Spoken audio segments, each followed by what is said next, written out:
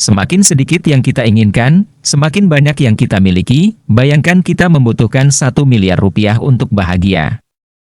Jika itu masalahnya, selama kita tidak mencapai jumlah ini, kita tidak bahagia.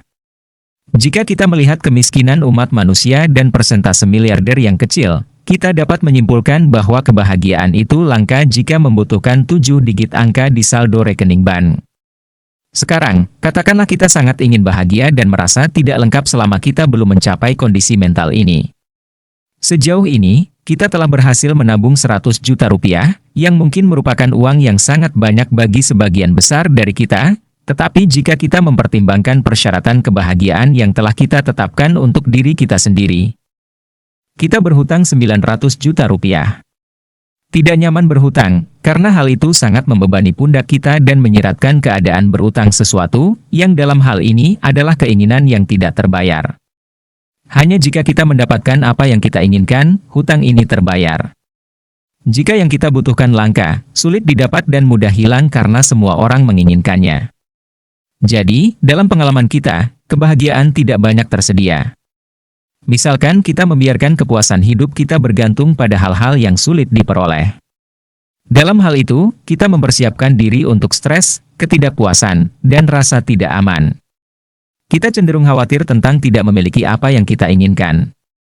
Kehilangan apa yang kita miliki, dan masa depan tidak berjalan seperti yang kita inginkan. Alternatif yang jauh lebih baik adalah pola pikir minimalis tentang kelimpahan. Jika kita tidak mengalami kekurangan dalam memenuhi kebutuhan kita, kita akan segera mencapai kepuasan.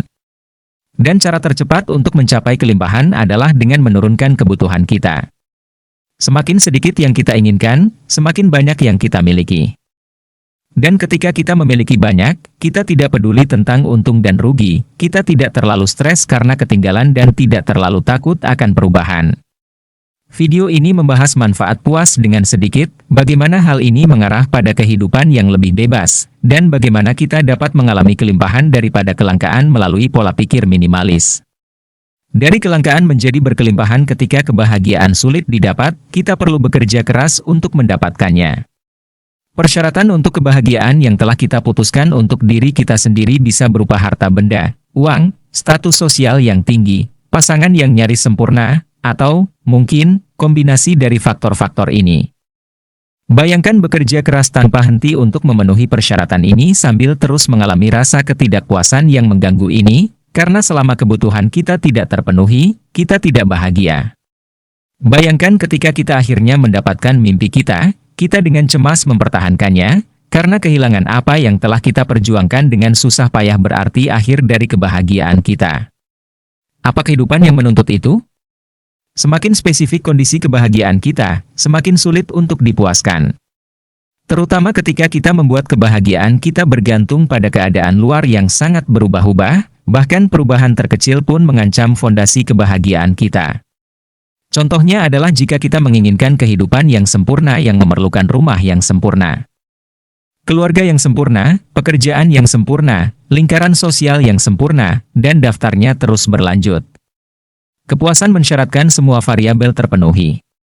Tetapi jika salah satu dari mereka tidak sempurna, maka rasa bahagia kita akan runtuh seketika. Semakin kita ingin dipuaskan, semakin kita tidak puas, dan semakin banyak yang kita inginkan, semakin sedikit yang kita capai. Jadi, semakin sedikit yang kita butuhkan dari dunia, semakin banyak kita mengalami kelimpahan. Kelimpahan menyiratkan bahwa kita memiliki lebih dari cukup. Tapi apa cukup? Itu subjektif, bagi sebagian orang, itu tidak pernah cukup. Bagi yang lain, sangat sedikit sudah cukup. Gagasan tentang apa yang cukup cenderung berubah seiring waktu. Misalnya, saat kita masih kuliah, memiliki cukup uang untuk membeli makanan cenderung sudah cukup. Tetapi ketika kita maju dalam karir kita bisa saja tidak puas dengan gaji yang jumlahnya setara dengan uang saku kita ketika masih kuliah dulu. Kabar baiknya adalah kita dapat mengubah persepsi kita tentang apa yang cukup. Dan semakin sedikit kita merasa cukup, semakin mudah kita puas. Kita juga tidak terlalu tertekan oleh perubahan dunia luar, karena lingkungan yang berubah tidak akan dengan mudah memengaruhi apa yang berlimpah. Lihat saja lautan, terlepas dari semua perubahan yang telah dialami planet kita selama 4 miliar tahun terakhir, mereka masih ada. Bayangkan jika kita bahagia dan terpenuhi dengan hal-hal penting, seperti pakaian, makanan, tempat berlindung, dan beberapa teman untuk diajak bicara. Kepuasan kita bergantung pada hal-hal yang melimpah dan, dengan demikian, mudah didapat. Jadi, sulit untuk merusak kepuasan kita karena apa yang berlimpah akan selalu tersedia. Bertentangan dengan apa yang langka. Jadi, semakin sedikit yang kita butuhkan, semakin kuat posisi kita. Namun, kita tidak bisa tanpa keinginan sepenuhnya. Memiliki kebutuhan adalah bagian dari menjadi manusia. Tapi kita bisa mengatur keinginan kita, jadi kita lebih jarang tinggal di alam kelangkaan dan kekurangan dan terutama di wilayah kelimpahan.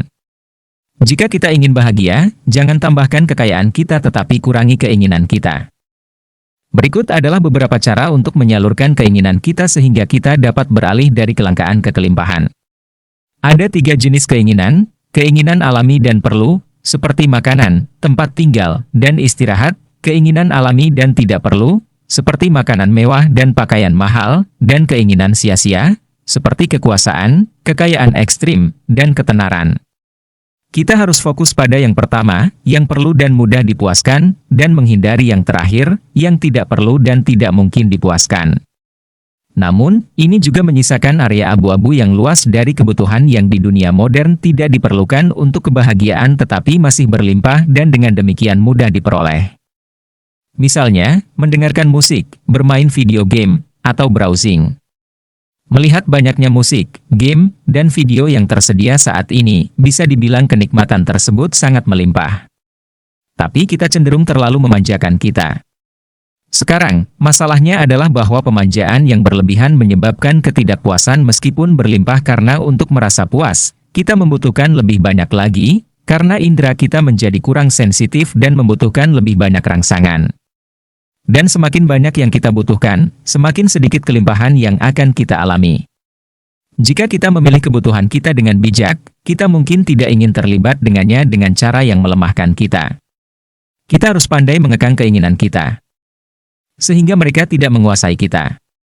Jika kita bisa mengendalikan diri kita maka kenikmatan dalam persediaan yang melimpah tidak akan menaklukkan kita tetapi melayani kita hanya jika kita memilih, sehingga kualitasnya tetap berlimpah dan menyenangkan. Kita juga harus bersyukur atas apa yang kita miliki karena kita cenderung berfokus pada apa yang kita inginkan daripada apa yang kita miliki. Bahkan dengan bersyukur berarti kita menukar sumber kepuasan potensial dengan keinginan yang tidak terpenuhi dan rasa sakit yang menyertainya. Hal-hal yang kita miliki merupakan sumber kegembiraan yang sangat mudah diakses.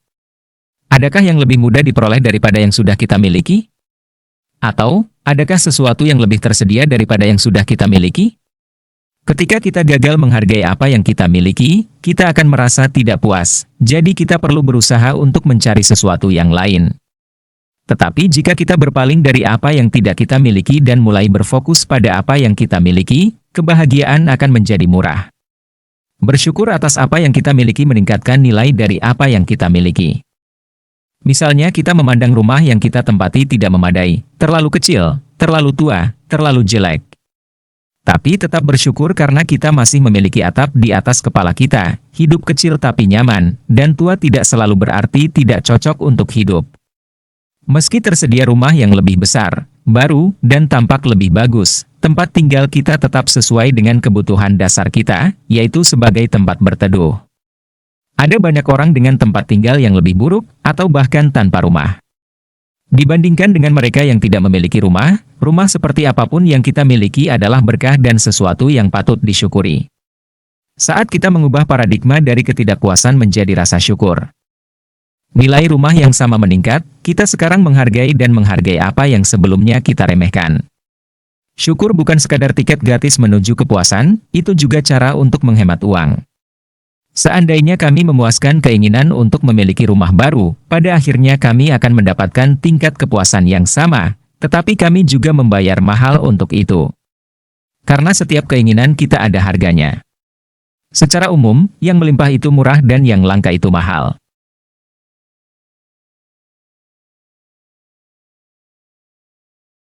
Dan lebih mudah mendapatkan sesuatu yang terjangkau daripada sesuatu yang mewah. Tapi tetap saja, tingkat kesulitannya tergantung konteks kita. Seseorang yang kaya, misalnya, akan dengan mudah mendapatkan jam tangan yang mahal, yang, bagi orang miskin, bisa menghabiskan waktu bertahun-tahun untuk menabung. Meski harga jam tangan tersebut tetap sama, harganya relatif lebih murah untuk orang kaya daripada orang miskin.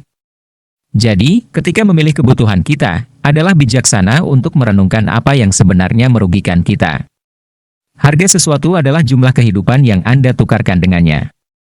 Setiap kali kita menginginkan sesuatu, kita dapat langsung bertanya pada diri sendiri, berapa banyak nyawa yang akan saya tukarkan dengan ini?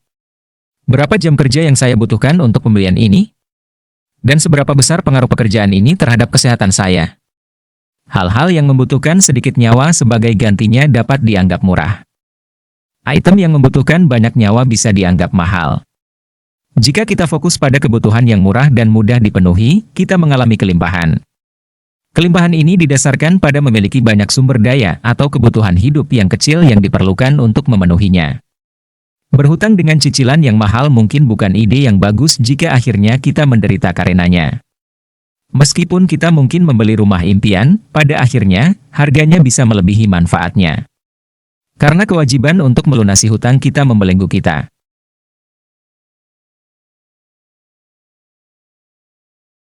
Setiap kali kita menyadari bahwa hasrat muncul dalam diri kita, kita langsung berhutang.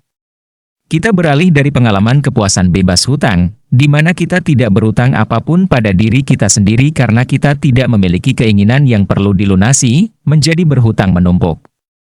Pikiran menuntut agar kita memenuhi keinginan ini, dan jika tidak, itu terus mengetuk pintu kita seperti penagih hutang. Sampai batas tertentu, ini tidak bisa dihindari. Saat kita lapar, misalnya, kita harus memuaskan rasa lapar kita dengan makanan. Saat kita lelah dan butuh istirahat, kita harus melunasi hutang ini dengan tidur. Tetapi di sebagian besar dunia, makanan dan tidur tersedia secara luas. Jadi, melunasi keinginan alami ini tidak sulit dilakukan. Kesulitan nyata dimulai ketika kita membenamkan diri dalam keinginan jangka panjang yang harus kita penuhi agar merasa puas. Dengan melakukan ini, kita membebani diri kita sendiri dengan hutang jangka panjang, perasaan kekurangan yang hanya hilang saat keinginan ini terpenuhi, yang bisa membuat kita merasa tidak lengkap untuk waktu yang lama. Contoh dari kesulitan tersebut adalah bagaimana beberapa orang menangani cinta tak berbalas. Bayangkan memiliki perasaan cinta untuk seseorang, tetapi orang ini tidak merasakan hal yang sama terhadap.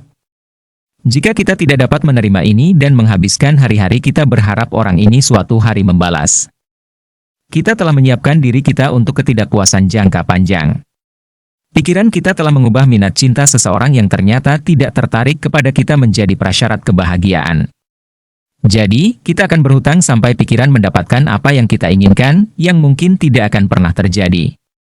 Oleh karena itu, harapan bukanlah strategi yang baik untuk kebahagiaan.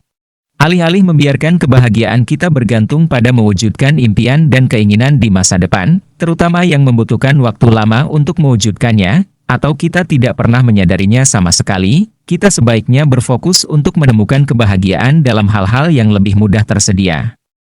Menikmati kesenangan saat ini bukan berarti kita tidak boleh memiliki tujuan jangka panjang, tetapi kita menghargai hal-hal kecil dan tidak membiarkan kesenangan hidup kita hanya bergantung pada mewujudkan hal-hal besar. Kita dapat menghasilkan kepuasan dengan sangat sedikit, dengan apa yang melimpah. Tetapi ini sering berarti bahwa alih-alih menaklukkan dunia, kita perlu menaklukkan keinginan kita akan dunia. Pada akhirnya, ada dua cara untuk menciptakan kelimpahan. Yang pertama adalah dengan mengumpulkan lebih banyak dari apa yang kita inginkan, tetapi dengan melakukannya, kita menjadi tergantung pada keadaan luar yang tidak dapat kita kendalikan. Yang kedua adalah dengan mengikatkan rantai pada keinginan kita, sehingga kita membuat hal-hal yang sudah ada di sini, saat ini, lebih memuaskan kita. Semakin sedikit yang kita inginkan dari dunia, semakin berlimpah dunia yang tampak. Jadi, semakin sedikit yang kita inginkan, semakin banyak yang kita miliki.